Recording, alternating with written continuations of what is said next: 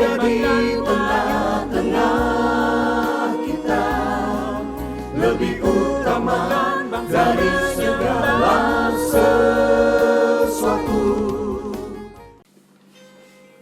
Kasih karunia Allah mendidik kita.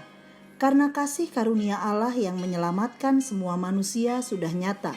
Ia mendidik kita supaya kita meninggalkan kefasikan dan keinginan-keinginan duniawi, dan supaya kita hidup bijaksana, adil, dan beribadah di dalam dunia sekarang ini. Titus 2 ayat 12. Sahabat Iktus yang dikasihi Tuhan, keselamatan adalah kasih karunia, yaitu pemberian Allah sepenuhnya tanpa andil manusia. Berdasarkan kasih karunia, seorang beroleh kepastian hidup yang kekal. Selanjutnya, di atas dasar kasih karunia jugalah seorang percaya dididik untuk mati terhadap dosa dan hidup untuk kebenaran. Jadi, hidup dalam kasih karunia bukan berarti kehidupan yang semaunya karena telah diselamatkan, tetapi kasih karunia juga mendidik kita mengalami perubahan hidup. Paulus sangat memahami karakter jemaat Kreta yang memiliki kecenderungan lepas kontrol dalam berbohong, buas, rakus, dan pemalas. Pasal 1 ayat 12. Ia menyampaikan kepada Titus untuk menasihati, bahkan meyakinkan jemaat Kreta dengan wibawa ilahi. Ayat 15. Bahwa kasih karunia memberi kepastian keselamatan, tetapi juga mendidik orang percaya untuk meninggalkan kefasikan dan beribadah dalam pengharapan akan kedatangan Kristus yang kedua. 1. Kasih karunia mendidik untuk meninggalkan kefasikan. Ayat 12a. Ia mendidik kita supaya kita meninggalkan kefasikan dan keinginan-keinginan duniawi. Kasih karunia Allah mendidik untuk meninggalkan kehidupan lama dan mengambil posisi yang tegas terhadap dosa. Maka ketika seorang menerima kasih karunia, dalam hidupnya akan ada dorongan kuat untuk meninggalkan cara hidup yang melawan Allah dan menjauhkan diri dari cara hidup dunia yang penuh dengan keserakahan. Jemaat telah memperoleh keselamatan dalam iman kepada Yesus Kristus, maka meninggalkan segala kefasikan, kejahatan atau perbuatan-perbuatan mereka yang tidak senonoh adalah bukti iman mereka. Rasul Paulus menegaskan bahwa pengakuan seseorang mengenal Allah akan nampak dalam kesucian hidupnya. Sebaliknya, orang yang tidak beriman memiliki suara hati yang najis, keji, dan durhaka. Pasal 1 ayat 15 dan 16. Maka jemaat yang telah diselamatkan pastilah benci terhadap dosa dan sedia meninggalkannya. 2. Kasih karunia mendidik untuk hidup bijaksana, adil, dan beribadah. Ayat 12b.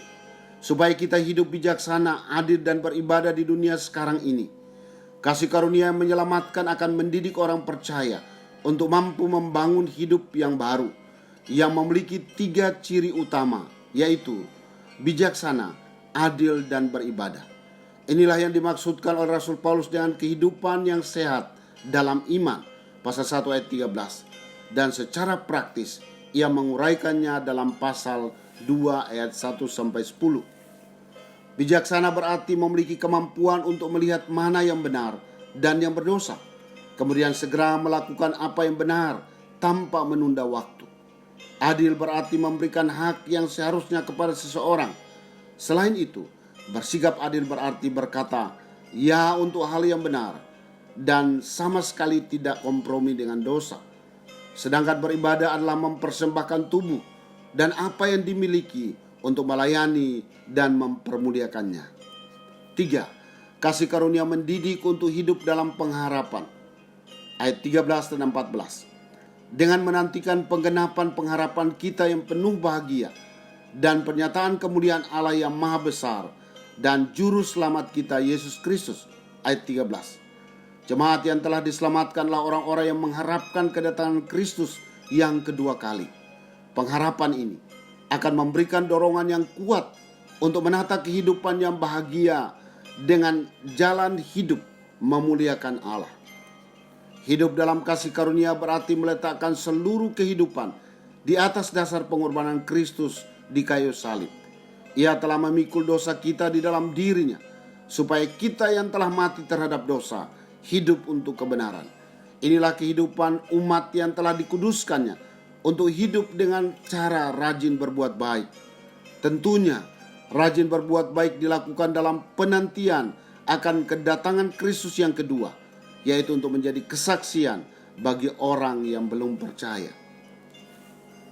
Sahabat Iktus, hidup dalam kasih karunia bukan hanya berarti kita telah diselamatkan dan terbebas dari hukuman dosa, tetapi bahwa kasih karunia mendidik kita untuk menjadi sehat dalam iman.